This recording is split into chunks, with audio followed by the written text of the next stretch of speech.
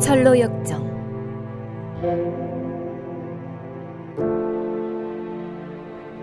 다섯 번째.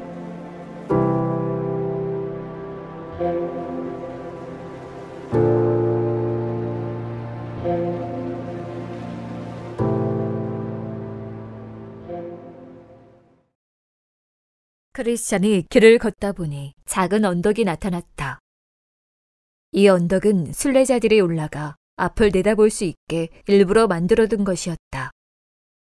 크리스찬이 언덕에 오르자 저 앞에서 부지런히 걸음을 재촉하는 신실이 보였다. 반가운 마음에 크리스찬이 큰 소리로 외쳤다.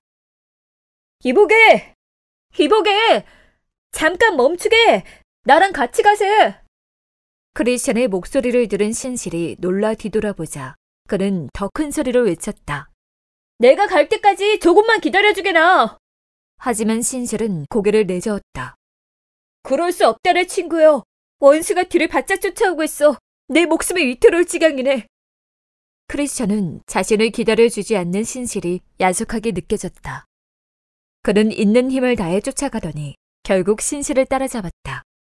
나중된 자가 먼저 된 것이다. 하지만 그는 신실을 앞질렀다는 자만심에 방심하다가 그만 크게 넘어지고 말았다. 결국 신실이 와서 크리스찬의 손을 잡고 일으켜 주어야만 했다. 꿈에서 보니 이제 두 사람은 서로 여행길에서 겪은 일을 이야기하며 사이좋게 걷고 있었다. 크리스찬이 먼저 이야기를 시작했다.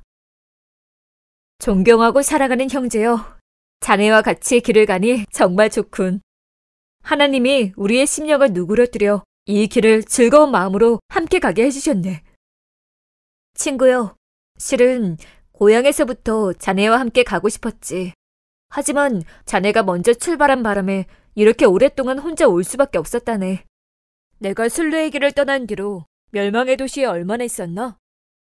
자네가 떠난 뒤로 곧 하늘에서 불이 떨어져 우리 마을을 온통 태워버릴 거라는 소문이 파다해졌지. 그래서 더 이상 그곳에 머물 수 없었네. 뭐라고? 마을 사람들이 그런 이야기를 했다고? 그렇다네. 그 소문이 한동안 온 마을 사람의 입에 오르내렸지. 그런데 그 많은 사람 중에 어떻게 자네만 빠져나오게 되었나? 아까 말했듯이 재앙에 관한 소문이 흉흉했지만 다들 완전히 믿진 않는 눈치더군. 마을을 떠난 자네에 대해 비웃는 소리를 심심치 않게 들었으니까 말이네. 무모한 여행. 사람들은 자네의 순례를 그렇게 불렀네. 하지만 나는 하늘에서 불과 유황이 떨어져 우리 마을이 멸망할 거라는 말을 믿었네. 지금도 마찬가지고. 그래서 이렇게 혼자라도 탈출을 한 것이지. 그런 일이 있었군. 그렇다면 혹시 변덕씨에 관한 소식은 들었나? 자네를 따라 멸망의 늪까지 갔다는 소리를 들었네. 그런데 듣자 하니 늪에 빠졌다고 하던데 자기는 아니라고 우기더군. 하지만 내가 볼 때 그에게 묻은 흙은 절망의 늪에 진흙이 분명했네. 그래서 이웃들이 그에게 뭐라고 했나? 변덕실은 돌아온 뒤로 온 마을 사람에게 조롱을 받았네. 다들 그를 싫어해서 일거리도 주지 않았지. 마을을 떠나지 않았다면 이렇게까지 미움을 받지는 않았을 텐데 말이야. 정말 이상하군. 사람들은 그가 나와 떠났다는 사실을 그렇게 싫어하면서 그 길에서 돌아온 그를 왜 그렇게 미워하는 거지? 다들 한 입으로 두 말을 한 저 배신자의 목을 매달라고 했네. 아무래도 변덕씨가 하나님의 길을 저버렸기 때문에 하나님이 적들로 하여금 그를 조롱하게 하신 게 아닌가 싶네. 고향을 떠나기 전에 그와 이야기를 나누어 보진 않았나? 길에서 한번 보기는 했네. 하지만 자기가 한 짓이 창피했는지 내 눈길을 피하며 길 건너편으로 가버리기에 굳이 말을 걸지는 않았네. 내가 처음 길을 나설 때만 해도 그 사람에게 희망을 걸었지. 하지만 아무래도 마을이 불타버릴 때 그도 함께 멸망하고 말겠군. 참된 속담에 개가 그 토했던 곳에 돌아가고 돼지가 씻었다가 더러운 구덩이에 도로 누웠다라고 하는데 꼭 그 사람을 두고 하는 말 같네. 내 생각도 그렇다네. 하지만 자업자득이니 어쩌겠나. 신실 형제요. 이제 변덕씨가 어떻게 되든 상관하지 말고 우리 이야기나 좀 해보세. 자, 여기까지 오는 길에 무슨 일을 겪었는가? 아무 일도 겪지 않았을 일은 없고 말이네. 다행히 자네가 빠졌다는 절망의 늪에는 빠지지 않고 무사히 좁은 문에 이를 수 있었네. 다만 나를 해치려는 음녀라는 여자를 만났지. 그 여자의 함정을 피했다니 천만 다행이네. 요셉도 그 요녀로 인해 곤욕을 치르지 않았나. 요셉도 자네처럼 유혹을 단호히 뿌리쳤지만 하마터면 목숨을 잃을 뻔했지. 그 여자가 자네를 어떻게 유혹하던가? 자네도 알겠지만 그 요녀의 혀가 어찌나 감미롭던지 온갖 부귀영화를 약속하면서 자기랑 살자고 끈질기게 유혹하더군. 그런 여자가 선한 양심이 주는 기쁨을 약속했을 리는 없었을 거네. 그렇다네. 온갖 육체적인 만족으로 나를 유혹하더군. 자네가 그 여자의 올가미에서 무사히 벗어나서 얼마나 다행인지 모르겠네. 여호와의 저주를 받은 자라면 필시 그 요녀의 함정에 빠졌을 것이네. 하지만 내가 그 요녀에게서 완전히 벗어난 건지는 솔직히 잘 모르겠네. 무슨 말인가?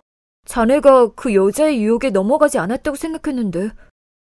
그렇네. 분명 부끄러운 짓은 하지 않았어.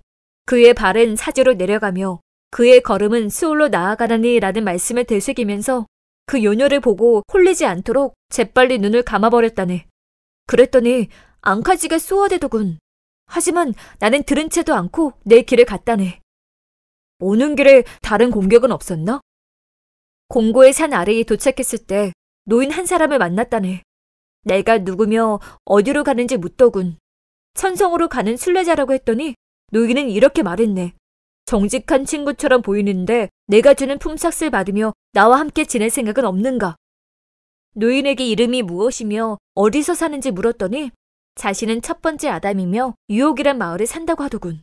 내가 무슨 일을 해야 하며 품삯은 어떻게 되냐고 물었더니 자신의 일은 아주 쉬운 일이며 품삯이란 자신의 상속자가 되는 것이라고 했네. 나는 그의 집은 어떠하며 일꾼들은 어떤 이들인지 물었지. 그랬더니 자신의 집은 온갖 아름다운 것으로 가득하고 자신의 일꾼들은 모두 자기 자식이라고 하더군. 자식이 얼마나 되냐는 질문에는 딸이 셋이 있다고 했네. 세 딸은 육신의 정욕과 안목의 정욕과 이생의 자랑이라고 하더군. 원한다면 자신의 딸들과 혼인을 시켜주겠다고도 했네. 내가 그와 함께 얼마나 지내기를 원하냐고 물었더니 자신이 죽을 때까지 곁에 있어야 한다지 뭔가.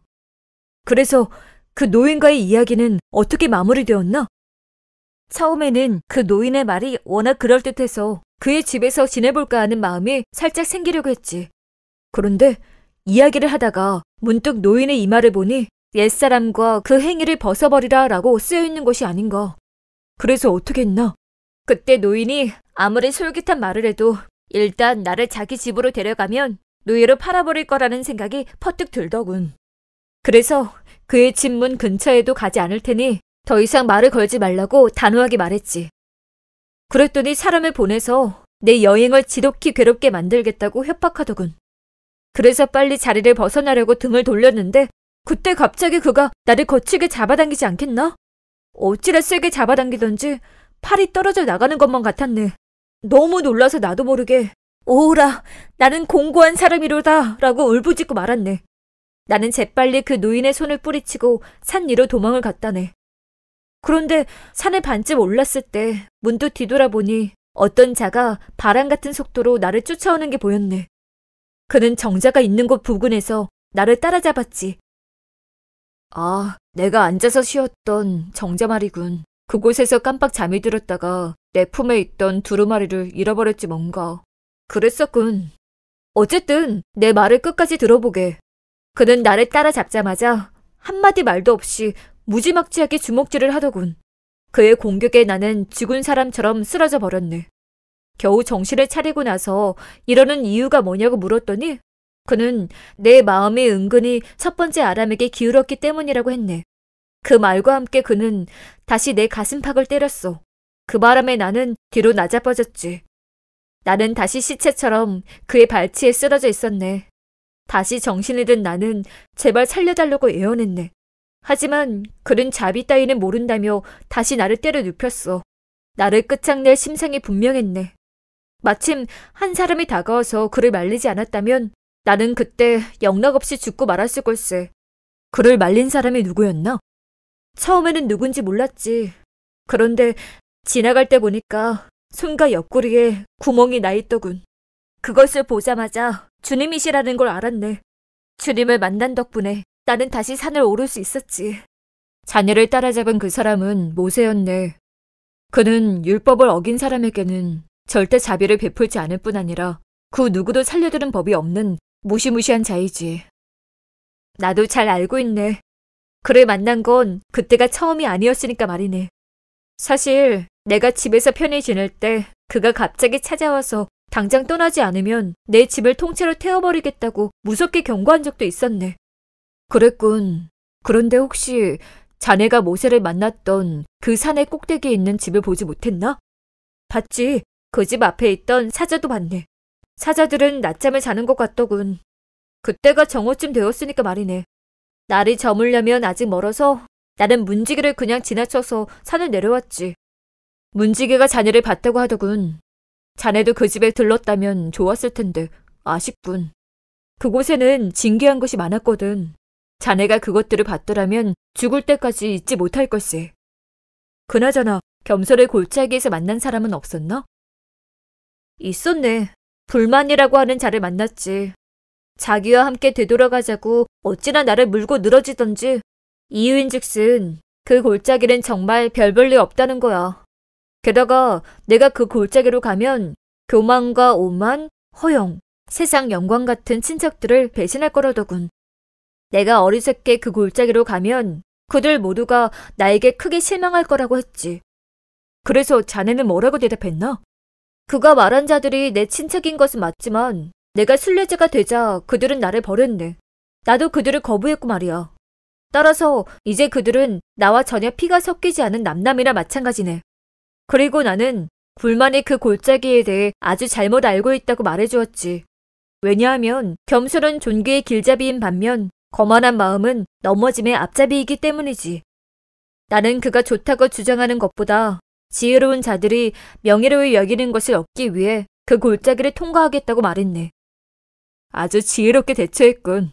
겸설의 골짜기에서 또 누굴 만났나? 수치라는 자도 만났네. 그런데 내가 순례의 길에 만난 사람 가운데 이렇게 이름이 어울리지 않는 자는 처음 봤네. 그래도 다른 자들은 논쟁을 하다 보면 금세 조금이라도 누그러졌지만 이 뻔뻔한 자는 정말 수치를 모르는 자더군. 그래? 그 자가 뭐라고 했는데 그러나? 글쎄, 하나님에 대한 믿음 자체를 부정하지 뭔가. 신앙에 관심을 가지는 것 자체가 어리석고 불쌍한 짓이라고 하더군. 민감한 양심이 남자답지 못한 것이라고도 했지. 신앙으로 자신을 구속한 나머지 혹여 예나 지금이나 용감한 영혼들이 누리는 자유를 빼앗긴다면 천하의 조롱거리가 될 것이라고 했네. 돈이나 권세, 지혜를 가진 사람 가운데 나와 같은 생각을 가진 사람은 거의 없다고 하더군. 바보가 아닌 이상 확실하지도 않은 것을 위해 기꺼이 자신의 모든 것을 버리는 사람은 없다고 말했지. 그는 어느 시대나 순례자들이 천한 계급 출신들이고 자연, 과학을 전혀 모르는 무지한 사람들이라고 비난했다네. 그것 말고도 많은 부분에서 내가 한심한 수준이라고 비하했지. 예를 들어 설교를 듣고 눈물을 찔끔 한다거나 집으로 돌아오면서 한숨을 내쉬는 것이 창피한 일이라고 했네. 별것도 아닌 일로 이웃에게 용서를 구하거나 남에게 빼앗은 것을 되돌려주는 일도 부끄러운 일이라고 하더군.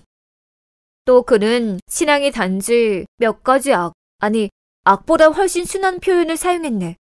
단지 그 몇 가지 악 때문에 위대한 사람들을 멀리하고 그저 같은 신앙을 가진 밑바닥 인생끼리만 어울리게 만든다며 이게 수치스러운 일이 아니고 무엇이오 라고 말했네. 그래서 뭐라고 말해주었나? 거참, 처음에는 할 말이 없더군. 어찌다 몰아붙이던지 얼굴이 다 화끈거렸네. 그런데 이자는 내가 창피해서 얼굴이 새빨개진 줄 알고 자기가 이겼다고 생각하더군. 그러다 문득 사람 중에 높임을 받는 그것은 하나님 앞에 미움을 받는 것이라는 말씀이 기억났네. 그리고 수치가 하나님과 그분의 말씀이 아닌 사람의 관점에서만 이야기하고 있다는 생각이 들었지. 자네도 알다시피 마지막 날에 우리의 생사는 세상의 위대한 자들이 아닌 지극히 높으신 분의 지혜와 법에 따라 갈리지 않는가.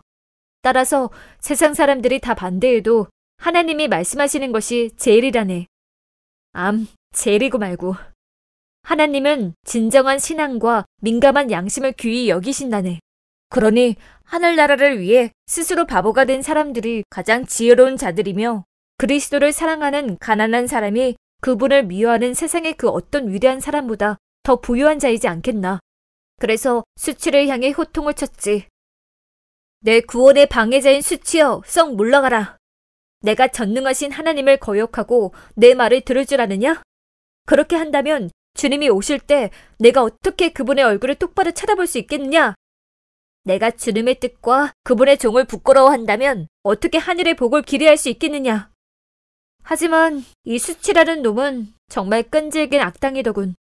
썩 물러가라고 호통을 쳤는데도 계속해서 나를 쫓아다니며 내 귀에 신앙의 다른 약점들을 들먹이지 뭔가. 하지만 나는 아무리 그래봐야 소용이 없다고 딱 잘라 말했네. 그가 경멸하는 것들이 내게는 가장 영광스러운 것들이라고 말했지. 그렇게 해서 마침내 이 끈질긴 자를 떼어낼 수 있었네. 놈을 떼어버리고 나자 내 입에선 이런 노래가 흘러나왔지. 하늘의 부르심에 순종하는 사람들에게 찾아오는 시험. 육신을 겨냥한 시험들이 계속해서 찾아오고 또 찾아오네. 우리는 그 시험에 넘어지고 또 넘어지니.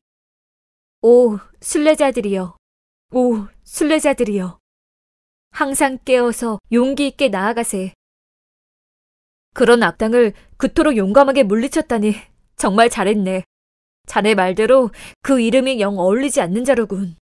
그토록 끈질기게 쫓아와서 망신을 주고 선한 것을 미워하게 만들려 하다니 여간 뻔뻔한 자가 아닐세. 하지만 우리가 끝까지 저항한다면 놈이 아무리 허세를 부려도 기껏해야 바보를 높이는 자에 지나지 않네. 그래서 솔로몬은 지혜로운 자는 영광을 기업으로 받거니와 미련한 자의 영달함은 수치가 되느니라 라고 하지 않았나. 아무래도 수치와 같은 이들에게 맞서 진리를 지킬 수 있도록 하나님께 도움을 구해야겠네. 맞는 말일세. 그 골짜기에서 만난 이가 또 누가 있었나? 더는 없었네. 겸손의 골짜기는 물론 사망의 음침한 골짜기까지 나머지 길은 환한 햇살 아래에서 순조롭게 지나왔다네. 다행스러운 일이군. 자네는 나보다 훨씬 나았네. 나는 겸손의 골짜기에 들어서자마자 사악한 마귀 아볼로온과 한나절 동안 무시무시한 전투를 벌였지.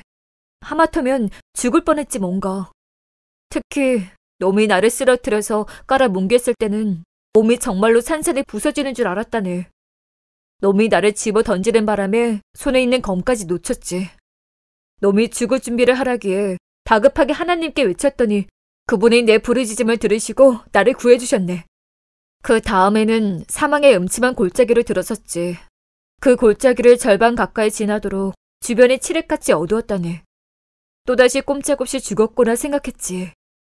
하지만 결국 날이 밝아 남은 길은 훨씬 더 편하고 안전하게 지나올 수 있었다네. 나는 두 사람이 나란히 길을 걷는 것을 보았다. 그때 신실이 문득 고개를 돌리다가 수다쟁이란 남자를 보게 되었다. 이 길은 여럿이 함께 걷고도 남을 만큼 넓었기 때문에 수다쟁이는 두 사람에게서 꽤 멀찍이 떨어져서 걷고 있었다. 수다쟁이는 키가 꽤나 큰 남자였는데 가까이서 보는 것보다 멀찍이 떨어져 있을 때 훨씬 더 훤칠해 보였다. 신실이 수다쟁이에게 가서 말을 걸었다. 어디로 가시는 길입니까? 천성문으로 가시나요? 그렇습니다. 그거 잘 됐군요. 저희와 같이 가시죠. 좋죠. 함께 갑시다. 자, 이왕 이렇게 함께 가게 되었으니 신앙에 유익한 이야기를 나누며 가시죠. 신앙에 유익한 이야기라. 그런 이야기는 누구와 나누어도 좋죠. 유익한 대화를 좋아하는 분을 만나다니 정말 반갑습니다. 그렇지 않아도 아무짝에도 쓸모없는 이야기를 하면서 여행을 하려는 자들이 많아 답답하던 참이었습니다. 정말 안타까운 노릇이군요. 사람의 혀와 입으로 하늘에 계신 하나님에 관해 말하는 것만큼 가치 있는 일이 어디 있다고 그러는지 말입니다.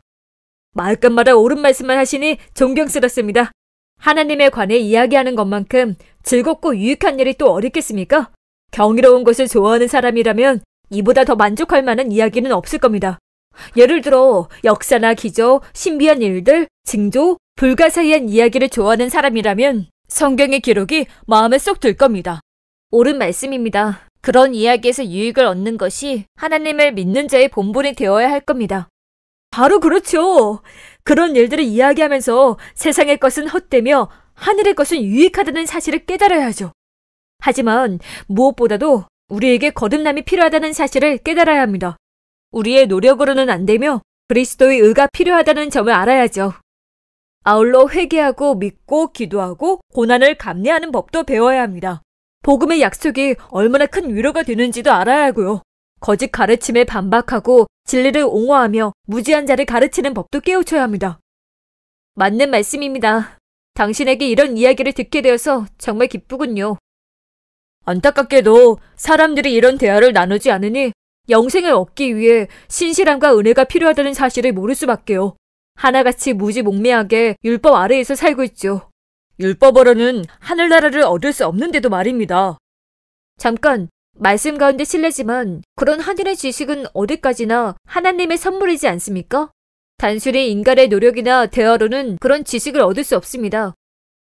그야 저도 잘 알죠. 뭐든 하늘에서 주셔야 받을 수 있으니까요. 모든 것이 노력이 아닌 은혜입니다.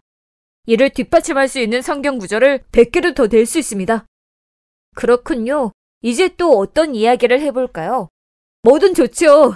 저는 하늘의 것이나 이 땅의 것, 도덕적인 것이나 복음적인 것, 신성한 것이나 불경한 것, 과거의 것이나 장래의 것, 이질적인 것이나 편안한 것, 본질적인 것이나 주변적인 것에 관한 이야기를 하고 싶군요.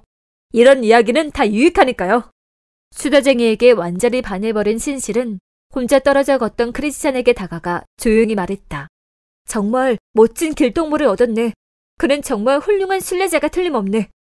그 말에 크리스찬은 슬며시 웃으며 말했다. 신실 형제, 저 사람은 요사스러운 혀로 순진한 사람 수십 명을 속일 자네. 그게 무슨 말인가? 자네는 저 사람을 알고 있는가? 알다마다 저자가 자신에 대해 아는 것보다 오히려 내가 그를 더 잘 안다고 말할 수 있을 정도지. 말해보게, 그는 어떤 자인가? 수다쟁이라는 자네. 우리 마을에 살던 사람이지. 저자를 모르다니 뜻밖이군. 하긴 우리 마을이 워낙 크긴 하지만 말이네. 누구의 아들인가? 어디에 사는 사람이지? 달변가라는 사람의 아들인데 수다거리에 산다네. 모든 사람에게 수다거리 수다쟁이로 통하지. 말은 교묘하게 잘하지만 실상은 아주 한심한 작자네. 정말인가? 내가 볼 때는 아주 괜찮은 사람 같네만. 잘 모르는 사람이 보기에는 그렇지. 왜냐하면 저자는 자신을 잘 모르는 곳에서는 좋은 사람처럼 굴지만 고향에서는 추악하게 그지없으니까 말이야. 자네가 그제에 대해 좋은 사람이라고 말하는 걸 보니 어느 화가의 작품이 생각나는군. 그의 그림은 멀리서 보면 명작이 따로 없지만 가까이서 보면 형편없게 짝이 없다네. 자네가 아까 말하면서 슬쩍 웃지 않았나? 혹 내게 농담을 하고 있는 것은 아니겠지? 이런 일에서 농담을 해서 쓰겠나. 물론 사람을 함부로 모함할 생각은 전혀 없네. 낱낱이 이야기해주겠네. 저 사람은 아무나 만나서 아무 이야기나 하는 작자네. 이렇게 자네와 이야기할 뿐 아니라 선술집 의자에 앉아서도 얼마든지 떠들 사람이지. 술에 취할수록 입이 더 쉴 수 없이 움직이는 자라네. 저 사람의 마음속에 결코 신앙은 없어. 그저 말로만 떠드는 사람이지. 자네 말이 옳다면 내가 저 사람에게 단단히 속은 것이군. 단단히 속았지. 내 말을 믿게. 그들은 말만 하고 행하지 않는다. 하나님의 나라는 말에 있지 않고 오직 능력에 있다. 라는 말씀을 기억하는가? 저자는 기도나 회개, 믿음, 거듭남에 대해 말을 하지만 그저 말만 할 뿐이네. 나는 저자의 집에도 가봤고 밖에서의 행실도 잘 알고 있네. 내 말은 한치의 거짓도 없는 사실이네. 노른자가 없는 달걀을 생각할 수 있겠나? 하지만 저자는 입으로는 수없이 떠드나 그 속의 신앙은 눈을 씻고 찾아봐도 찾을 수가 없네. 기도나 죄를 회개한 흔적도 없지. 아마 짐승들도 저자보다는 하나님을 잘 섬길 걸세. 수다쟁이는 믿음을 아주 욕되게 하는 자라네. 그가 하는 짓 때문에 저자가 사는 동네에서 믿음을 좋게 말하는 사람이 없을 정도라네. 저자는 타지에서는 성자처럼 굴지만 자신의 고향과 집에서는 악마처럼 굴지. 저자의 불쌍한 가족들은 다 알고 있다네. 그는 지독한 구루새의 욕쟁이일 뿐 아니라 종들에게도 어찌나 심하게 구는지 모른다네. 종들은 저자가 두려워 말도 잘 못하고 쩔쩔매기만 하네. 저자와 거래하느니 아예 무법자와 거래하는 편이 낫다네. 그나마 무법자가 더 정직할 걸세. 이 수다쟁이는 틈만 나면 사람들을 속여 등치고 부당한 이득을 취했다네. 게다가 자식들에게도 자기처럼 살라고 강요하고 있지 뭔가. 자식이 사람을 속이는 일을 꺼려 우물쭈물하면 쓸데없는 양심이 발동한 탓이라며 마구 화내고 욕하지. 자기 뜻대로 하지 않는 자식에게는 일도 맡기지 않고 남들 앞에서 칭찬도 하지 않는다네. 아마 저자의 악한 삶으로 인해 많은 사람이 실족했을 걸세. 하나님이 저지하시지 않으면 앞으로도 많은 인생에 실족하겠지. 형제여, 나는 자네를 믿는다네. 자네가 저자를 안다고 해서라기보다 믿음 좋은 신자인 자네가 일부러 다른 사람을 욕할 리는 없으니까 말이네. 나도 자네처럼 수다쟁이를 잘 몰랐다면 그를 좋은 사람으로 여겼을지도 모르네. 그리고 저자가 신앙의 적들에게만 그런 평을 들었다면 근거 없는 모함이라고 여겼겠지. 악인들은 아무 이유 없이 선한 사람을 헐뜯기 좋아하니까. 하지만 지금 말한 사실 말고도 내가 수다쟁이에 관해 아는 수많은 사실들이 저자가 악인임을 증명한다네. 선한 사람들도 저자를 수치스럽게 여겨 절대 형제나 친구라고 부르지 않는다네. 수다쟁이를 아는 사람들은 저자의 이름만 들어도 치를 떨지. 말과 행함이 이렇게도 다를 수가 있다는 걸 글을 통해 분명히 알겠군. 이제부터 이 두 가지를 잘 분별하도록 노력해야겠네. 그렇다네. 영혼과 육체가 별개인 것처럼 말과 행함 역시 다르다네. 그리고 영혼이 없는 육체가 시체에 불과한 것처럼 행함이 없는 말도 시체나 다름없다네. 신앙의 정신은 바로 행함이라는 사실을 잊어선 안 되네. 하나님 아버지 앞에서 정결하고 더러움이 없는 경건은 곧 고아와 과부를 그 환난 중에 돌보고 또 자기를 지켜 세속에 물들지 아니하는 그것이니라 라는 말씀도 있지 않은가. 수다쟁이가 모르는 사실이 이것이네. 저자는 말씀을 듣고 입으로 말하기만 하면 좋은 그리스도인이 되는 줄 알고 있지. 그는 그렇게 자기 영혼을 속이고 있네. 말씀을 듣는 건 씨앗을 뿌리는 것일 뿐이네. 말만으로는 마음과 삶에서 실제로 열매를 맺고 있는지 알 수가 없네. 하지만 마지막 날에 사람은 열매로 심판을 받는다네. 자네는 말씀을 믿는 사람 아닌가? 그렇다면 한 가지 묻겠네. 자네는 말씀대로 살아가는 사람인가? 아니면 말에 그치는 사람인가? 우리는 행함에 따라 심판을 받을 걸세. 세상의 끝은 추수와도 같다네. 알다시피 추수하는 사람들에게 가장 중요한 것은 열매지. 그 날에 진정한 믿음으로 증명나지 않는 것들은 모두 버려질 것이네. 내가 이런 말을 하는 것은 그 날에 수다쟁이의 신앙 고백이 얼마나 헛된 것일지를 보여주기 위해서네. 자네의 말을 들으니 모세가 깨끗한 짐승에 관해 설명했던 것이 생각나네. 깨끗한 짐승은 굽이 갈라지고 새김질을 하는 짐승이네. 굽이 갈라지지 않거나 새김질만 하는 짐승은 깨끗한 짐승이 아니네. 수다쟁이가 이런 부정한 짐승을 꼭 닮았군. 저자는 새김질을 잘하네. 지식을 찾고 말씀을 잘 씹지. 하지만 굽이 갈라지지 않았네. 그러니까 저자는 죄인의 길을 떠나지 않아. 개나 곰의 발을 가진 자로 부정한 자이지. 자네가 그 말씀을 제대로 설명해 주었군. 하나만 덧붙이자면 바울은 말만 많은 자들이 소리나는 구리와 울리는 꽹과리 같다고 했네. 또 다른 말씀에서는 생명 없는 것이 소리를 낸다라고 표현했고 말이야. 생명 없는 것, 그러니까 참된 믿음과 복음의 은혜가 없는 자들은 생명의 자녀와 함께 하늘나라에 들어갈 수 없네. 그들이 하는 말이 제 아무리 천사의 소리 같아도 소용이 없어. 사실 처음부터 저 사람에게 내키지 않은 구석이 있었는데 이젠 상종하기를 싫군. 내가 저자를 어떻게 떨쳐버릴 수 있겠나? 내 말을 잘 듣고 가서 그에게 이렇게 해보게. 그러면 저자가 금방 자네를 떠나버리게 될 걸세. 하나님이 저자의 마음을 기적처럼 변화시키지 않는 한 말이야. 내가 어떻게 해야 할지 어서 말해보게. 수다쟁이에게 가서 하나님의 은혜에 관한 진지한 대화를 시작하게. 그러다가 기회를 봐서 질문 하나를 던져보게. 그는 무엇이든 좋으니 물어보라고 할 걸세. 그러면 하나님의 은혜가 그의 마음이나 가정, 삶 속에서 어떻게 나타나고 있는지 대놓고 물어보게. 이 말을 듣고 신실은 다시 수다쟁이에게로 가서 말했다. 오래 기다리셨습니다. 괜찮습니다. 다만 계속 저와 같이 계셨다면 지금쯤 많은 이야기를 나누었을 텐데 좀 아쉽습니다. 지금부터라도 원 없이 이야기를 나누시지요. 먼저 한 가지 물어봐도 되겠습니까? 하나님이 베푸시는 구원의 은혜는 사람의 마음에 어떤 변화를 일으키는지요? 그렇다면 은혜의 능력에 관한 이야기를 해야겠군요. 정말 좋은 질문을 하셨습니다. 기꺼이 대답해드리죠. 간단하게 설명하자면 첫째, 하나님의 은혜가 마음속에 들어오면 죄를 비난하게 되죠. 둘째로, 잠깐만요. 한 가지만 짚고 넘어갑시다. 죄를 비난하게 된다기보다 우리의 영혼이 죄를 미워하게 된다는 표현이 더 낫지 않을까요? 아니, 죄를 비난하는 것과 미워하는 것이 뭐가 다른가요? 달라도 아주 다르죠. 다른 꿍꿍이가 있어서 죄를 강하게 비난할 수도 있거든요. 그런 사람은 죄에 대해 비난할 뿐 아니라 진정으로 미워할 수 없죠. 죄에 대한 경건한 혐오감 없이는 죄를 미워할 수 없거든요. 설교단에서는 죄를 격렬하게 비난하면서 정작 자기 마음속에서는 죄를 품고 살아가는 사람을 숱하게 봤습니다. 알다시피 요셉의 여주인은 마치 자기가 엄청 거룩하기라도 한 것처럼 큰 소리로 죄를 꾸짖었죠.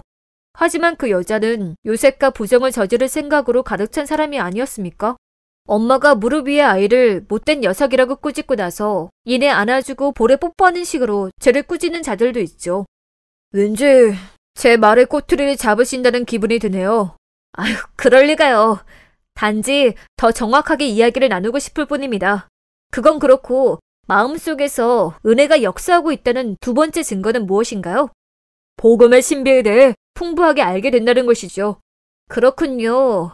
하지만 이 증거는 첫 번째여야 옳지 않을까요? 물론 첫 번째든 마지막이든 어차피 잘못된 증거긴 하지만요. 복음의 신비에 관한 지식이 아무리 많아도 마음속에서 은혜가 역사하지 않을 수 있으니까요. 그렇다면 모든 지식을 가졌다 해도 그 사람은 전혀 하나님의 자녀가 아닌 것입니다.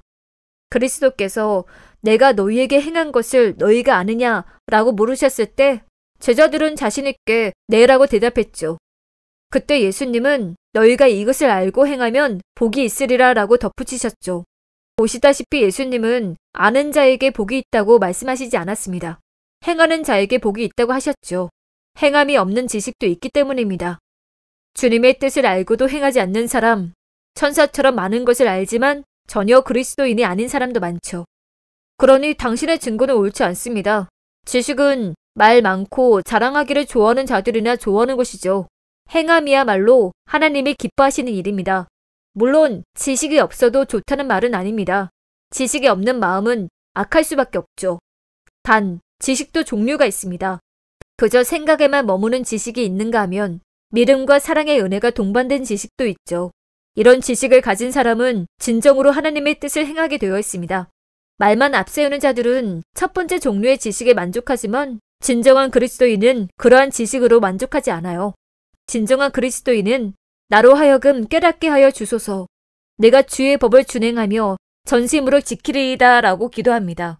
자꾸만 저를 몰아붙이시는군요. 이런 식의 대화는 전혀 유익하지 않습니다.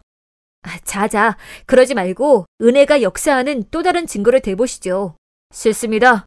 또 트집을 잡으실 게 아닙니까? 괜찮다면 제가 좀 말을 해도 될까요? 상관없으니 마음대로 하시죠. 사람의 마음속에서 이루어지는 은혜의 역사는 자기 자신이나 주변 사람들에게도 나타나게 되어 있습니다.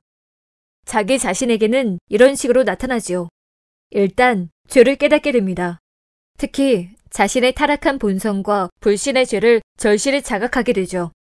예수 그리스도를 믿음으로 하나님께 은혜를 얻지 못하면 영원한 지옥에 들어갈 수밖에 없는 존재임을 깨닫게 되는 것입니다. 그로 인해 죄에 대한 깊은 슬픔과 수치를 느끼게 되죠. 나아가 예수 그리스도께서 세상의 구주시라는 사실과 영생을 얻기 위해 그분을 영접해야 할 절대적인 필요성을 깨닫게 됩니다. 그분을 갈망하게 되는 것이죠. 오직 그분만이 약속하신 대로 영혼의 갈망을 채워주실 수 있습니다. 구주를 믿는 믿음이 강한지 약한지에 따라 마음속 기쁨과 평안도 강하거나 약해집니다. 거룩함을 향한 갈망도 마찬가지입니다. 그분을 더 알고 이 세상에서 그분을 더 충성스럽게 섬기려는 열정도 마찬가지죠. 그런데 은혜의 역사가 이렇게 당사자에게 나타나기는 하지만 당사자가 그것을 은혜의 역사로 인식하는 경우는 드물어요. 그것은 그가 지금은 부패한 상태고 이성에 지나치게 의존한 나머지 이 문제에서 잘못된 판단을 내리기 때문입니다. 따라서 이런 변화를 은혜의 역사라고 확신하기 위해서는 매우 건전한 판단력이 필요합니다. 이제 한 사람 안에서 일어난 은혜의 역사가 주변 사람들에게는 어떻게 나타나는지 말씀드리죠. 첫째, 은혜의 역사를 경험하면 사람들에게 그리스도에 대한 믿음을 고백하게 됩니다. 둘째, 그런 고백에 어울리는 거룩한 삶을 살게 됩니다. 먼저 마음이 거룩해지고 가정 안에서 거룩해지며 세상 속에서도 거룩한 언행을 하게 되죠. 죄를 미워할 뿐 아니라 자신의 은밀한 죄까지도 회개하기에 가족과 이웃 역시 죄를 멀리하도록 이끌며 나아가 거룩한 세상을 만들기 위해 노력합니다. 위선자라 떠벌이처럼 말로만 하는 것이 아니라 말씀의 능력으로 믿음과 사랑을 실천하게 되죠. 자, 이렇게 은혜의 역사와 그것이 나타나는 모습을 간단히 말씀드렸습니다. 혹시 다른 의견이 있다면 말씀해 주시죠. 없으시다면 두 번째 질문으로 넘어가려 합니다. 참나, 다른 의견은 무슨 다른 의견입니까? 난 듣기만 할 테니 두 번째 질문이나 해보시죠. 자, 그럼 묻겠습니다. 수다쟁이 씨는 제가 말씀드린 은혜의 역사를 경험해 보셨나요? 그러니까 당신의 말과 삶에서 하나님의 은혜가 드러나고 있는지 묻는 겁니다. 은혜를 말로만 이야기할 뿐 행함이 없는 것은 아닌가 하는 생각이 드는군요. 하나님이 이곳에 계신다고 생각하고 양심껏 대답해 보시기 바랍니다. 옳다 인정함을 받는 자는 자기를 칭찬하는 자가 아니요 오직 주께서 칭찬하시는 자니라 라고 하셨으니 말입니다. 당신이 하는 말을 이웃들이 나서서 다 거짓이라고 한다면 그건 보통 큰 죄악이 아닐 겁니다. 그러니 진실을 말씀해 보십시오. 그러자 수다쟁이의 얼굴이 처음으로 붉어졌다. 하지만 그것도 잠시. 그는 이내 뻔뻔한 얼굴로 돌아와서 이렇게 대답했다. 당신은 은혜의 역사리 양심이니 하나님이니 하는 소리를 하면서 자신의 말이 정당하다고 하나님께 주장하는군요. 이것은 내가 기대했던 대화가 전혀 아닙니다. 내가 신문을 당할 입장도 아니고 그런 질문에는 답도 하고 싶지 않네요. 당신이 내 심판관도 아니지 않습니까? 도대체 내게 이러는 이유가 뭡니까? 당신이 말만 앞세우는 분 같아서 말입니다. 그리고 머릿속에 지식만 가득 들어찬 분으로 보이고요. 당신의 실은 말만 그럴듯하게 하고 행실은 영딴판이라는 이야기를 들었죠. 당신이 그리스도의 망신을 다 시키고 다닌다고 하더군요. 당신의 경건하지 못한 행실로 인해 신앙의 입지가 점점 더 좁아지고 있다고요. 당신이 그리스도인인 척하지만 사실은 당신의 악한 행실로 인해 이미 많은 사람이 실족했고 앞으로도 많은 사람이 멸망할 위험에 처해 있다고 들었습니다. 당신의 신앙은 불판과 탐욕, 불결, 욕, 거짓말, 헛된 친구들로 얼룩져 있다고 하더군요. 음료에 관한 옛 격언이 꼭 당신을 두고 하는 말 같습니다. 음료는 모든 여자의 수치라고 했는데 당신은 모든 그리스도인의 수치 같습니다. 그런 헛소문만 믿고 나를 함부로 판단하려니 아주 형편없는 사람이군. 당신 같은 자와 더 이상 이야기할 가치를 느끼지 못하겠소. 썩 저리 가시오. 그때 크리스찬이 다가와 신실에게 말을 걸었다. 내가 뭐라고 했나? 저런 정욕을 가진 자는 자신의 말을 거부할 수밖에 없네. 저자는 죽어도 행실을 바꾸지 않을 사람이네. 어쨌든 저자가 가버렸으니 더는 신경 쓰지 말게. 이렇게 가버리면 자기만 손해가 아니겠나. 거추장스러운 혹을 떼어버렸으니 다행이네. 게다가 성경에서도 이 같은 자들에게서 내가 돌아서라 라고 말하지 않았는가. 하지만 저 사람과 잠깐 이야기를 나누긴 잘한 것 같네. 그가 나중에라도 지금 나눈 대화를 돌아보게 될지 모르지 않나. 어쨌든 나는 저 사람에게 진리를 분명히 전해주었으니 저 사람이 망하게 되더라도 거릴 것이 전혀 없네. 아주 잘했네. 요즘에는 신앙을 말로만 떠들고 행실은 엉망인 자들에게 똑부러지게 훈계하는 자네 같은 사람이 드물지. 그로 인해 신앙이 악취나는 쓰레기 취급을 받고 있으니 통탈할 노릇이네. 그런 자들이 경건한 사람들의 무리 속에 슬쩍 섞이는 바람에 세상이 기독교를 오해하고 있는 거라니. 그렇게 기독교가 흠집나서 진실한 신자들이 탄식하고 있으니 참으로 안타깝네. 모든 사람이 자네처럼 이런 문제를 확실히 다루면 얼마나 좋겠는가. 그렇게 하면 말로만 신앙생활을 하는 사람들이 좀 더 믿음에 어울리는 사람이 되거나 신자들의 무리에 함부로 얼씬거리지 않을 테니 말이야. 크리스찬이 말을 마치자 신실이 노래를 부르기 시작했다. 처음에는 득이양양하던 수다쟁이, 어찌나 신이 나서 말을 하던지 모두를 굴복시킬 것처럼 굴던 수다쟁이. 하지만 신실의 영혼 가운데 일어나는 은혜의 역사에 관해 말하자 보름달이 기울듯 기가 죽어버렸다네. 하나님의 참된 은혜를 모르는 자들은 다 그와 같다네. 두 사람은 계속해서 길 위에서 본 것들을 이야기하며 걸어갔다. 덕분에 여행길이 한결 즐거워졌다. 그렇지 않았다면 이제 막 시작된 광야가 한없이 지루했을 것이다.